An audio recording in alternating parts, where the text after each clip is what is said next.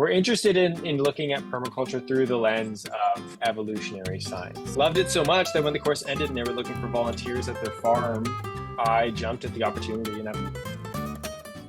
Hello, and welcome to the Permaculture Vine podcast. I'm Cormac Harkin. Today, I'm delighted to welcome Ben Dunn on the show. Welcome, Ben. Hey, thanks for having me. Well, why don't we start?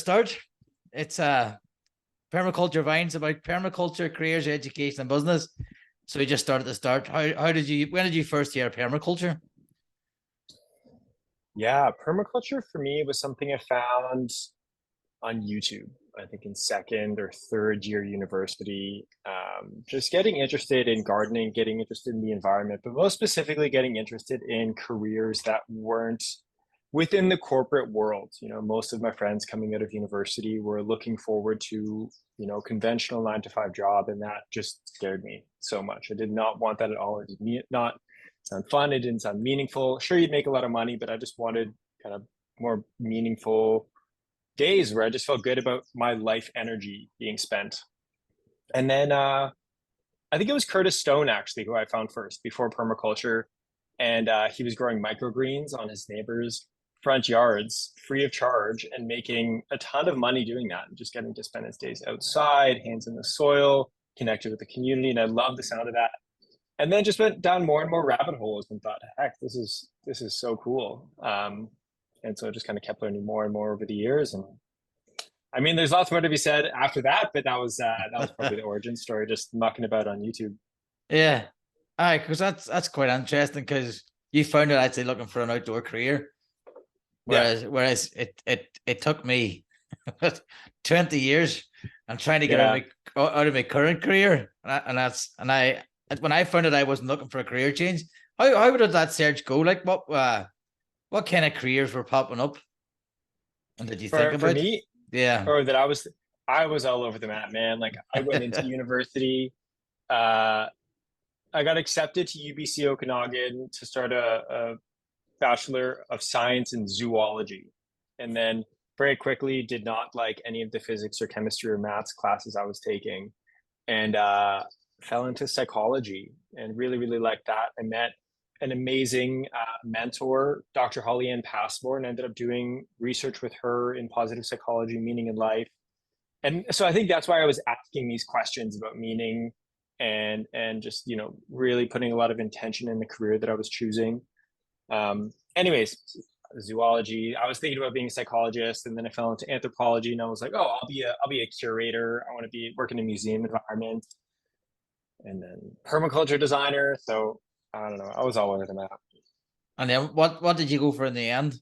What path did you just choose when you were looking at the start? Did you? So I mean, I finished my undergraduate degree in December of 2019, and then moved back to Toronto, which is home for me. So I left Kelowna and moved back to Toronto, and then I was volunteering at a museum. My plan was to work at the ROM, the Royal Ontario Museum in Toronto. I was really hoping for that, making connections, networking. And then COVID hit. And so no one was really hiring. I couldn't get a job anywhere. And that's when I took Verge Permaculture's online PDC, their permaculture design course. I just saw an ad for it on YouTube, clicked it, and was like, I'm not doing anything else. Might as well pursue this passion. I've heard of this. I've been thinking about it for so long. This is apparently the standard sort of module of education that you take to immerse yourself in permaculture. And then loved it so much that when the course ended and they were looking for volunteers at their farm, I jumped at the opportunity, and I bought myself a Volvo and drove across the country and volunteered with them and worked my ass off until they gave me a job. and then I worked with them. I was an intern with them, an environmental technologist. We got a grant through the government of Canada to hire me, and I lived with them on site for a year. And then so I fell into, it was a small permaculture design outfit at the time, doing design, consulting, education, and I was doing a whole bunch of things behind the scenes. But my primary role was marketing and communications. Along the way, I was helping to lead events, coordinate courses, automate the marketing behind the scenes, as well as just kind of anything that needed doing. Right, so that's where I think I first seen you on the Verge Summit. Yeah. And the Verge Summits, I was Uh, a host and I held the panel uh, discussions there. Yeah. yeah, I was delighted. I won a prize. I was well chuffed. Oh, good. Uh, uh, Yeah, those were fun. I miss those summits. uh. So let's start back at the PDC then. So an online PDC. What was the format for your PDC? It was online. Online, and how many weeks? Um, oh, I can't. It was like so I mean, the typical permaculture design course is like a 2 week intensive, the 72-hour 2 week intensive. This was like Sunday, Tuesday, Thursday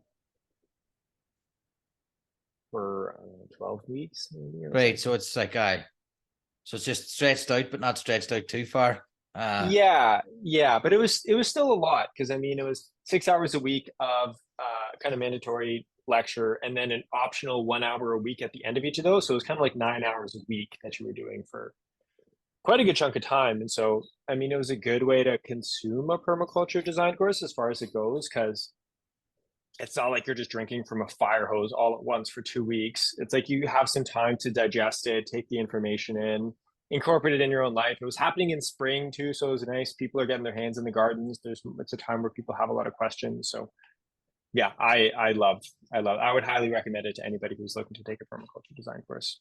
Yeah, it was Mike Jones. This was fine. We interviewed him a couple weeks ago. Yeah. He says they say hello. I remember Mike Jones. Yeah. I remember I remember him as Microbe Jones, which is really silly. But there was one day he came, and the background of his Zoom, like he looked like a microbe. He was just like in a little amoeba floating in space, and then he changed his name to Microbe Jones. Yeah, he was awesome. He was a really really good guy. Yeah, Mike's good crack now. We he definitely keeps us going now. Yeah. Um, all right, so the PDC, then yeah, the volunteering opportunity. So you managed to get that, and what was that like? It was incredible. It was amazing. Yeah, I mean, it was. I saw it as just an unparalleled opportunity to have contact with Rob and Michelle Avis, who are two leaders in Canada and I would say North America in the permaculture movement. They're known globally um, for their content online and some books that they've written as well. And so I was like, wow, they are geniuses. They know their stuff. Like, if anything, I'll go there for a month, maybe 2 months, and I'll just get to pick their brains, ask all my questions, and then come home and kind of do my own thing. Um, and then, but yeah, I mean, I really wanted, like, I worked my ass off, like it was woofing technically. I don't know if you know what woofing is, but like worldwide work on organic farms. And so it was an agreement where I had food and accommodation, and in exchange, I was to work 5 hours a day for 5 days a week. But instead, I was just working like sun up to sundown as much as I could, just to show them that I was serious about this. I wanted to learn, and and again, so they could give me a job. That was kind of like my secret plan in the back of my head was, I hope I get a job out of this. Because that would be the coolest job, to work for a permaculture design outfit.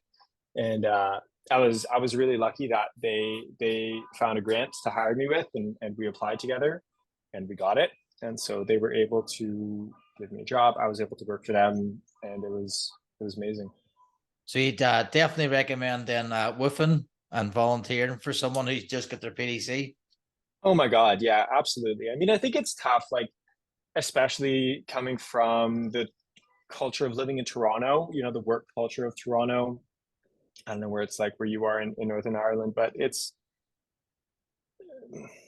a lot of competition. There's a lot of money in Toronto. Everybody's just looking to make as much money as you can. And a lot of permaculture designers aren't making a lot of money. They're a little bit more crafty, hippie organics. They're okay to not make as much money and just sort of follow their passion, I guess, which is what I really like about it. But it's hard to put that aside, but I think it's really important to at the beginning of your career. And I mean, this is advice that my boss at Verge, Rob Avis, gave me, was it's important to take a step back and kind of look at what's important in the moment. Like it's a season of, I'm only 26. And so, 3 years ago when I was working for Verge, that's more a season of learning than it is a season of earning. It's more important that I'm investing in my skills and experiences and getting really good mentors to learn from them, knowing that that will compound in the long term and I'll make even more money as a result of it. So that was kind of a mindset shift. And yeah, I would encourage anybody who's coming out of a BDC volunteer,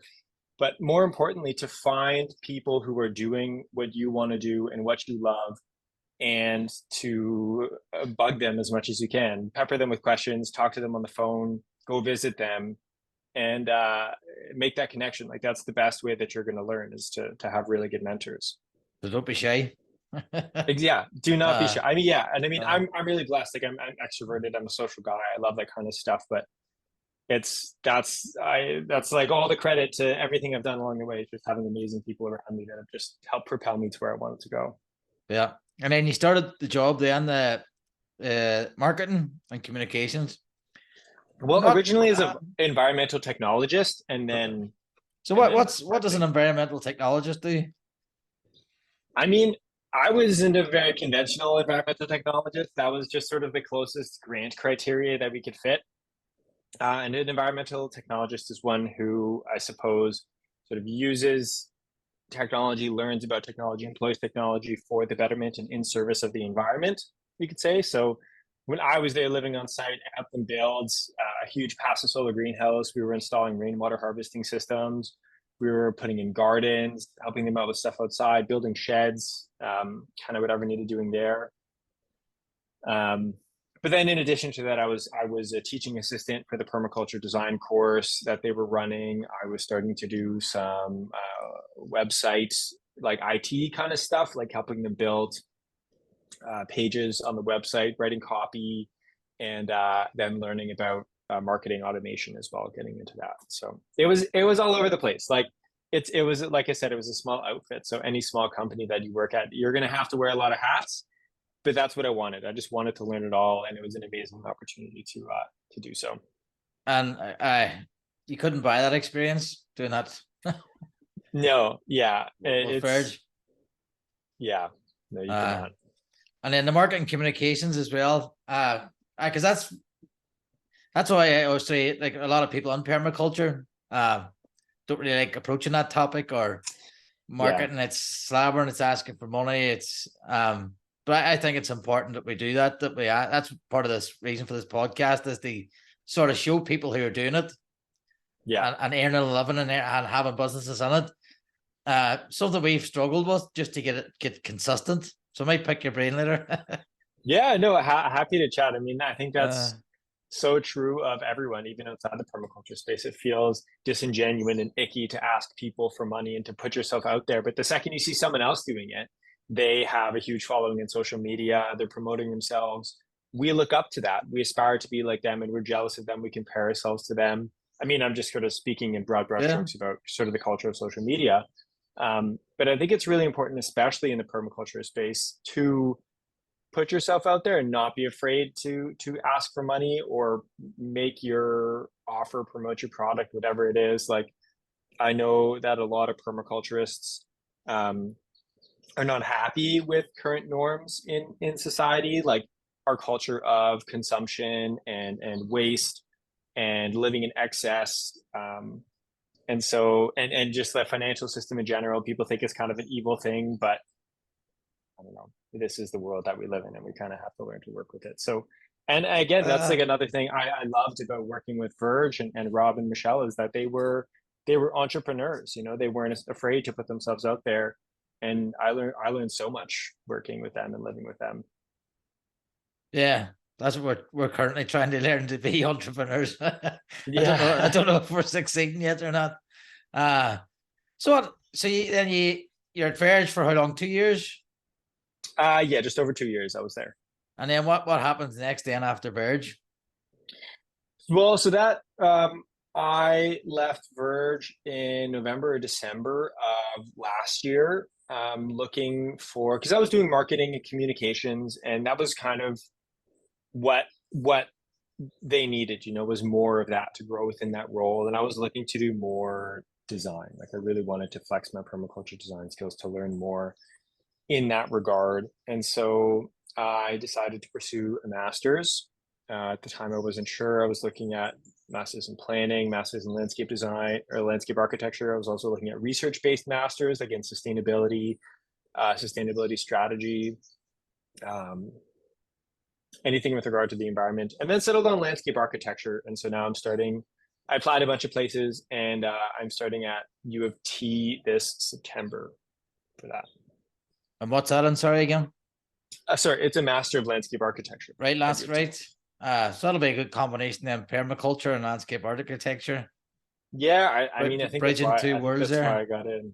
Yeah, I think landscape architecture needs permaculture, and permaculture needs landscape architecture. I think one of the biggest gaps in a permaculture design course is the physical design skills. You learn a lot about. I've been through 3 PDCs now, at least all with Verge Permaculture, and their PDC is amazing. Like, I cannot think of a better one. I mean, I haven't done another one, and it is incredibly comprehensive, but you can only cover so much ground in 72 hours. And so, I know that a lot of people are looking to actually know how to draw, to learn how to use specific software to design the things that they have in their head. People produce amazing things, amazing final design projects at the end of their permaculture design course, which is sort of the standard model for anybody who doesn't know. Is you create a permaculture design, and that's how you pass or fail your course. But so I wanted to learn how to be a kick-ass designer. Like, I just wanted to learn how to create beautiful drawings and outputs to show the world these things that permaculture can offer. These whole systems, nature-based solutions for like very common problems that we have, like stormwater runoff in the city or food security, but in a way that's like beautiful and informative. And so landscape architecture felt like a good fit for that for me. Yeah, because that's one thing. When I finished with PDC, then I finished in November. Like, I started freelance work again in the January. Did you do yours with Verge as well? I did mine with Jeff Lawton online. Oh, perfect. Yeah. So it was, to me, I liked the online thing because it made it accessible to me. Going away somewhere for 2 weeks, working, having a young family, it just wasn't. Yeah. It wasn't a possibility. And I'd actually, my wife had booked me in for a 2-week PDC. I just couldn't go. I was like, oh yeah, that's tough. How can I go away camping for 2 weeks? I think there is something special about the in-person PDC. I would still like to do at some point in my life, but like you, it was the same. Like, the online format just worked so well. The flexibility, the opportunity to go back and rewatch missed lectures. It's really great. I like the fact as well. I'm really sure Verge is the same. Correct me if I'm wrong, but with Jeff's PDC, it's just the facts. There's right. It's just permaculture. Yeah. There's none of the other layers that are often put on top of it.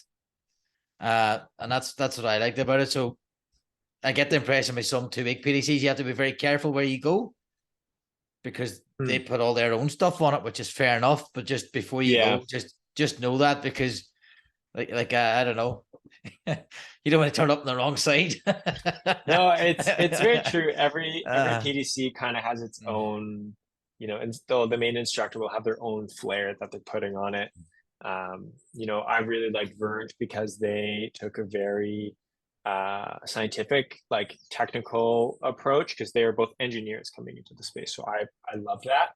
There's a lot of sort of eco-spirituality. Well, I shouldn't say a lot, but there's some like eco-spirituality within the permaculture space. So there are some PDCs where that's more what you're going to get, like that spiritual Gaia, earth connectedness sort of approach. There are others that are going to be more of like, that's that. I mean, it's good advice. Kind of know what you're getting into, research the course, research the instructors, and make sure it's what you want to do coming out of it as well.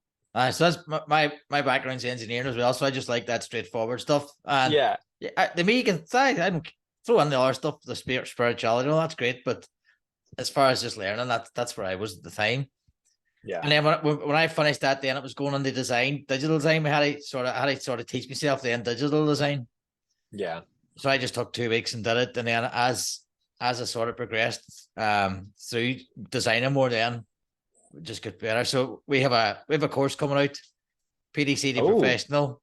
So it's sort of taking you from a PDC graduate through digital design skills Yeah. and consultation skills as well, setting expectations with customer checklists, things like that. Just That's basically stuff that we learned in our first year of designers. no, Um, I think that's such a need in the permaculture community because people finish up. Well, at least I was really interested in taking a PDC to have some tangible skills, like some workable thing that I could then go out and employ. And permaculture gives you the theory, gives you the mindset, the philosophy, some tools to employ. But there is that all of those things that you just mentioned that are still missing from the PDC that are sorely needed. So mm. So that's coming out in I'm excited to see that September. course. Yeah. No, I've said this a few times, but trust me, it's coming out in September. uh, it's just getting down to it. As well, that's the thing with marketing. There's that many things in marketing. Sorry to take a tangent here, but it's like, No, let's. for example, the course. So you have a course, you develop a course. How do you market it? Some people just say, you have one will be just sell it and say you'll start it next Monday, and then make your first course step by next Monday, Tuesday, Wednesday, Thursday. Others say don't sell a course, build an audience. So there's all these things, and to me, it's a white lot of noise. And it's like, how do you pick the strategy, the marketing strategy, out of all this noise? No, it's so ephemeral, and I mean, I think I would say to you, like, who are you talking to, and where are they? You could start the course next week. You could make a lot of noise, but where are you making the noise, and why, and who is actually going to take the course? Like, who is that prime demographic that your course is suited to? Because if you don't have them, like if you don't know who it is that you're selling to, I mean, I guess you could figure it out on the way, but you're Yeah, not going to be as successful at the that's beginning. PDC graduates, people who've just got a Yeah. PDC and who don't know what they want to do. Yeah. Because all I did, I started, and then I seen it was a survival podcast. They had a autumn summit, and what do you call him? And he was on the thing, and he was talking about the Urban Dirt Company in America, and they basically just put gardens in for hotels. So just I thought, well, I can do that. I have the qualification now. So I had the permission, had all the tools, I had a bit of gardening. I was like, right, put up a website, and then put up the website that led to getting freelance work because it looked as if it was real. And then it was just step by step.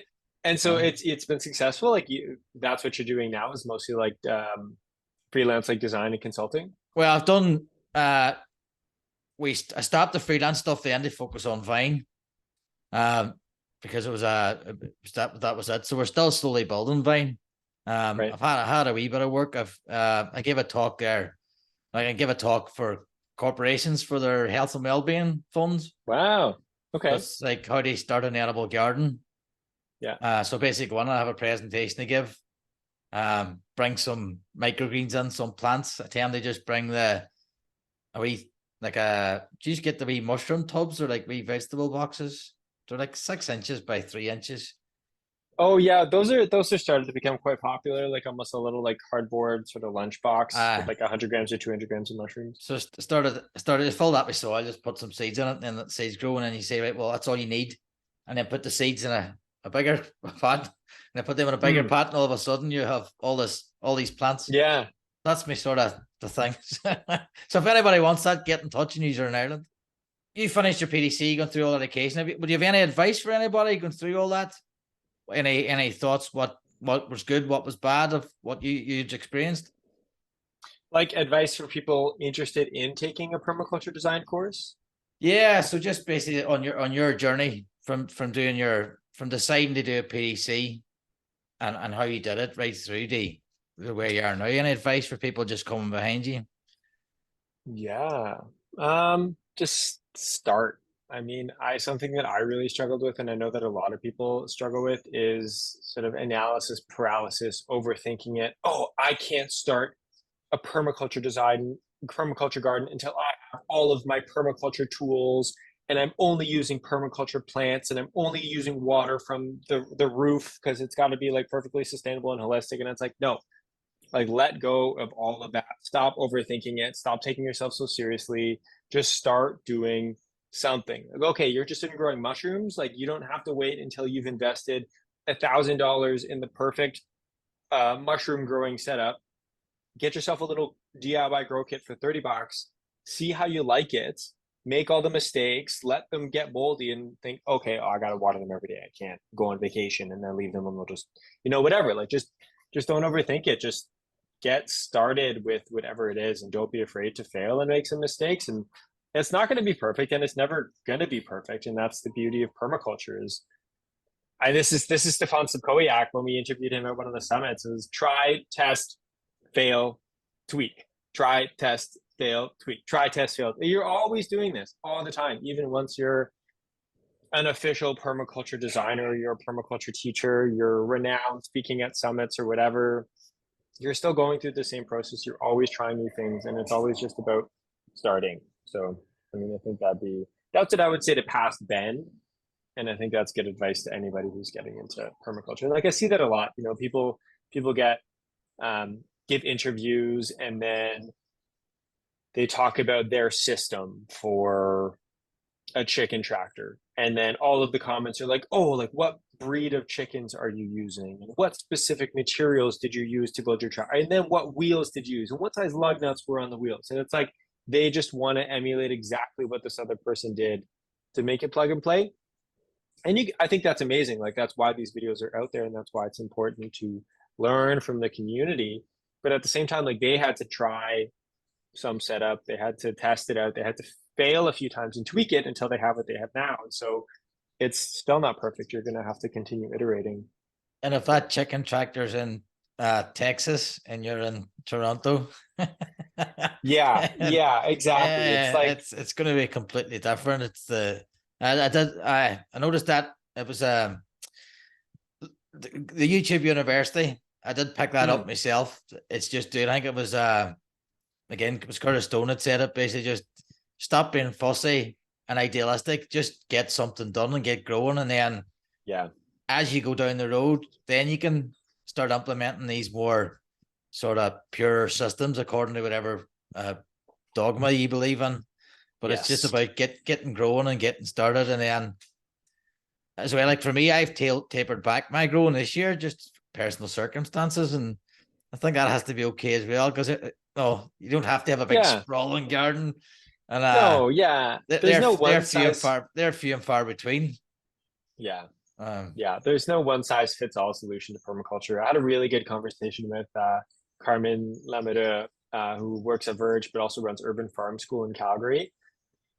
I was taking a tour through her garden and I was talking to her about some of the garden design clients that I've had in Toronto and how I'm, thinking about what I want to plant in their yard. And I'm like, an iris, that's not a permaculture plant. Like, they have lilies. Maybe we should get the lilies. That's not like maybe it's a pollinator species, but it's not edible and it's not native. So no. But she raises a good point. And she's like, okay, well, what is a permaculture plant? Like, it's not like there's some steadfast list. Permaculture is about design for the designer, like matching the needs and goals of each specific person and their circumstances and how they're going to use the space. So maybe I'm designing a garden for some 85-year-old lady who doesn't have a lot of mobility. And so maybe she can't go around and pick the strawberries and the blueberries and the other edibles that I want to plant in her. If you just want something beautiful that makes her feel energetic and youthful and alive, so you plant just a bunch of beautiful flowers. And it's okay. Sure, it's just some annual from the plant store. Oh, it's not a permaculture plant. Like, that's not what it's about. So that was something that kind of stood out to me this year, just on the same topic, but that's always changing. Yeah, no, I agree. Because when I do designs, anyway, I was designed for the person's personality as well as their space, and you have to do them side by side, because basically, if someone's not lazy, but just less energetic in their personality, which is fine, we'll just build them perennials. Yeah, exactly. And that's kind of what everybody wants. If they're just hyper and they're stuck in a pile of annuals, that's a, like, sort of simplified. Yeah, but that's the way I look at it. You have to match the personality, so that the garden has to reflect their personality. Yeah. Otherwise, you're setting and setting the expectations as well, that somebody has to do some work. You have to work at your garden. It's a learning journey. So yeah, it's a time investment. You sort of have to get the most out of it. I think you have to let the client know that basically that this is what it involves, because I think Yeah. it'll be more successful for them. So have you done design work?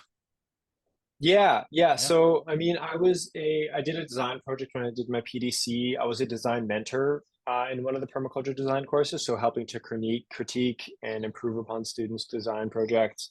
And then this last year, I've done a few designs here in Toronto, like one backyard design remodel. I had a client in Hawaii, which was kind of impromptu and really fun. When I was visiting a friend on vacation, I met someone there who was really interested in permaculture, and we did like a whole 3-year roadmap for how to develop his backyard for food security, water security, energy security, all that stuff.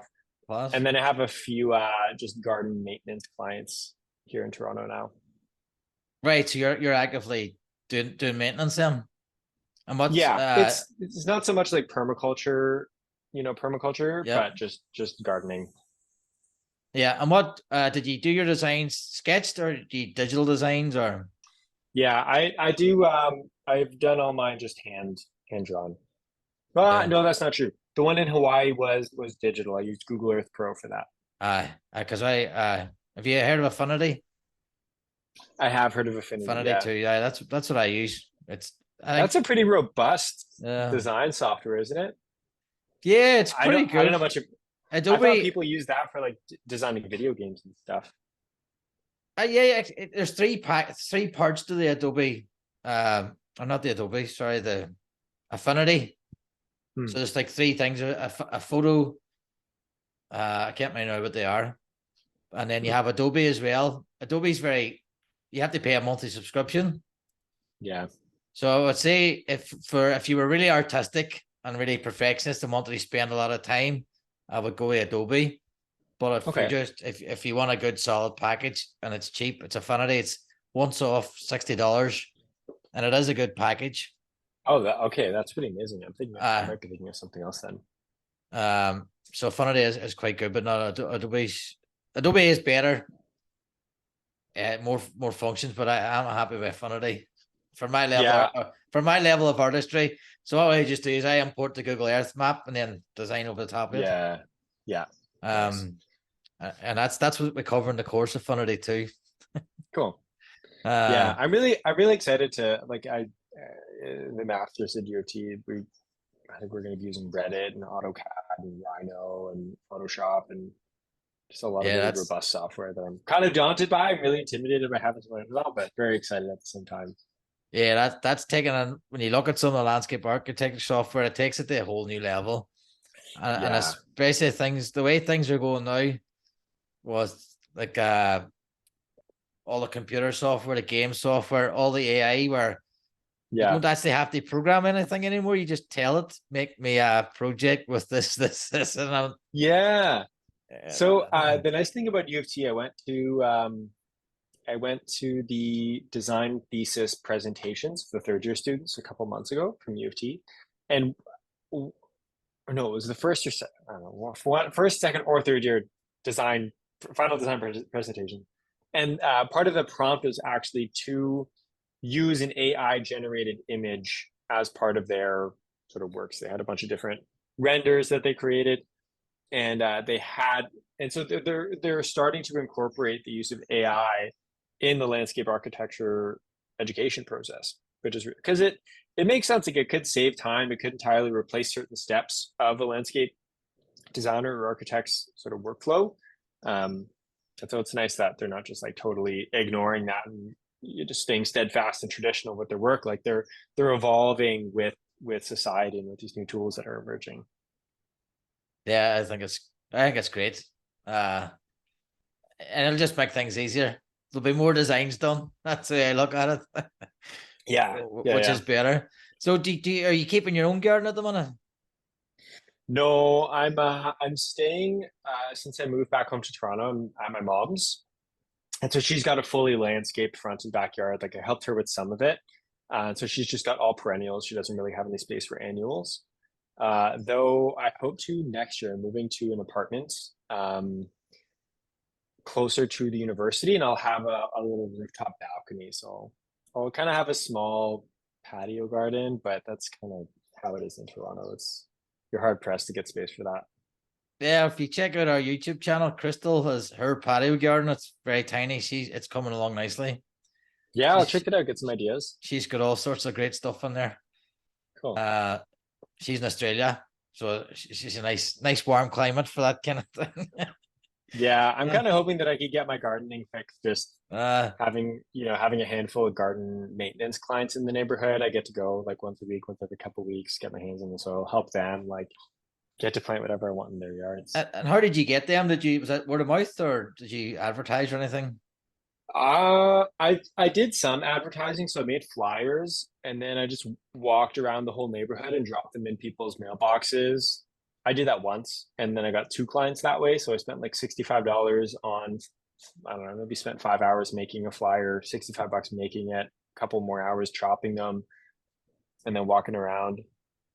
And that was a good return on investment, I would say, just like even that little venture. One client I just got a garden consultation from, and so I charge $150 for that. And then the second client, I didn't even need the flyer for. I just saw her pruning a tree in her front yard, and I approached her and I was like, "Hey, I'm a gardener offering services. Do you need some help with that tree?" And now I had a consultation with her, and then I've gone back a few times for maintenance, and I made a good chunk of change doing that. So and then Yeah. I have the other client I have closer to university. I'm on a newsletter, like a community newsletter for where the apartment is. And I saw that someone was looking for a gardener and I just reached out to them. So I take it you're preaching permaculture whilst you're there.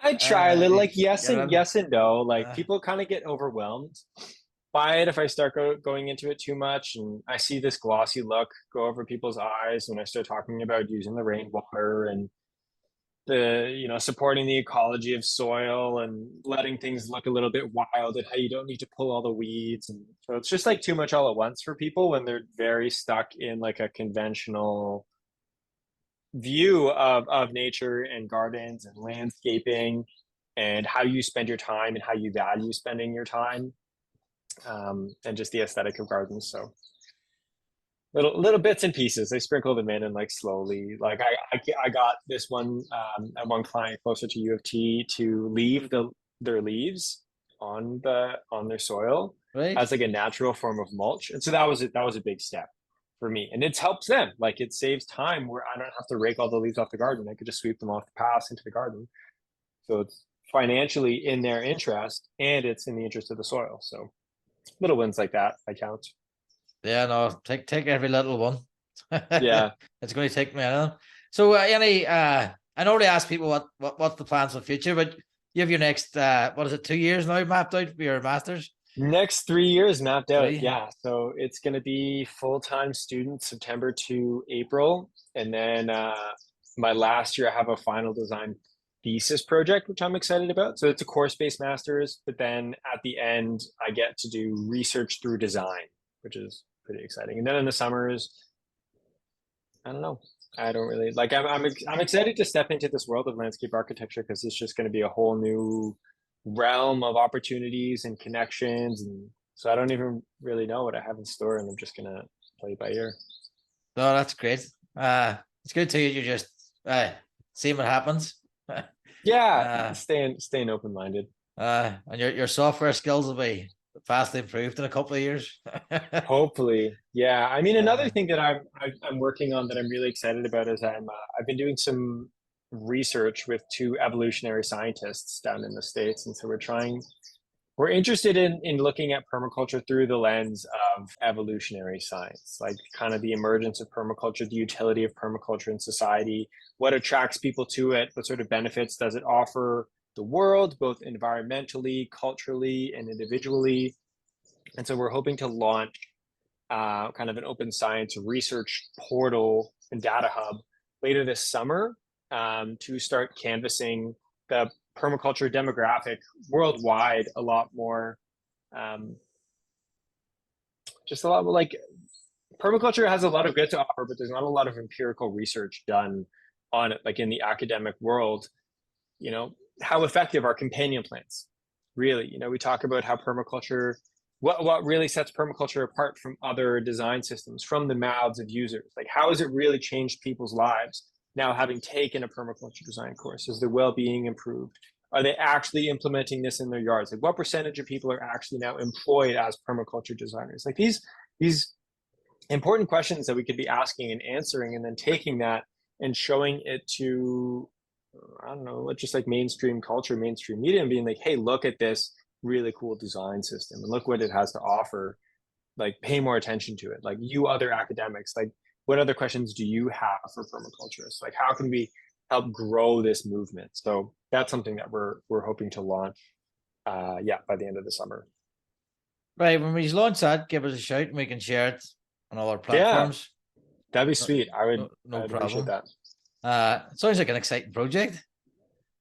It is. It's been kind of a slow build long term. Like, we did a pilot study with Verge Permaculture when I was still working with them. We canvassed their student population, like their permaculture design students, and got some really interesting data as a result of it. Made some cool visualizations that we then presented at the Permaculture Design Conference in 2022, I guess it was. And so, yeah, we're kind of using that to inform this next launch. And so we want to build a website that has a bunch of surveys that you can take that are totally free, that are really short, buzzy surveys. And then afterwards, you can see your data in, a bunch of really cool interactive models. Is the idea that we make, like, sort of a data cluster with people's answers, and they can see where they fit in comparison with other people in the model and around the world. So that's the goal. We're building it right now, and yeah. That sounds cool. How long will that run for? Well, it'll just be static. Like, we're hoping that it's just going to be like a website online. At your leisure, you can go and you can take these surveys, and then, like, the more data that we get, the more accurate and interesting the models become. And then hopefully also we want to do research consulting for institutions, hubs, organizations that have pro-environmental aims. So ideally, like, we'd love to work with permaculture hubs and to canvas their own audiences to understand, okay, well, who are they? What are they looking for? What is the specific flair that they're getting from your permaculture design course versus others? And it also ends up being really interesting market research at the same time, because you kind of learn why people took the course, what the things they loved about the course were, or the things they wish that could have been in the course, questions like that, and then giving people reports. So hoping that becomes sort of a side project for all of us as we go about our main jobs and responsibilities. Yeah, no, it sounds interesting. Be interesting to hear how you get on with it. And I can include that link in our guest form. And yeah, send it to all previous guests for you. Yeah, when it's ready, I'll let you know. It's going to be, like I said, probably a few more weeks, but I'll definitely keep you in the loop. So, guys, that was Ben Dunn. If you thought you get good value out of that, but I think we did, had a thumbs up and subscribe for more guests. Ben, thank you very much. Yeah, it's been a pleasure. Thanks for having me, and just all the work that you're doing. Like, I think the more people who host podcasts like this are just getting the permaculture out there, more exposure we can get, the better. So thank you. Yeah. So thank you. And guys, if you click on the link, you'll see Brandon Moncrief from last week. Brandon as well was very good education as well from Woofing. He volunteered in communities, and now he's a co-founder of GEIGO, Grow Your Grass Off. So he's you can check the link out there for last week's show. Again, Ben, thanks very much. See you all there.